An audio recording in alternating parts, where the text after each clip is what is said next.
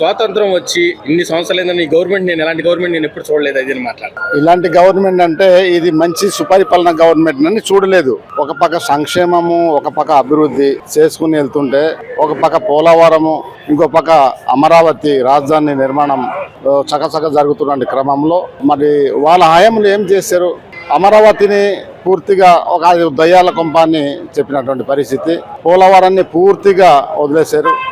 తర్వాత ఈ 3 ముక్కల రాజధాని అనుకుని ఆటాడి ఏ ఒక్క రాజధాని కూడా నిర్మాణం చేయలేనటువంటి పరిస్థితి. ఇవన్నీ గత ప్రభుత్వంలో రాష్ట్రాన్ని పూర్తిగా ధ్వంసం చేశారు, ఖజానా ఖాళీ చేసినటువంటి పరిస్థితి. అందుకే వాళ్ళకు 11 స్థానంలో 11 సీట్లు ప్రజలు ఇచ్చారు. అయినా కానీ బుద్ధి రాలేదు.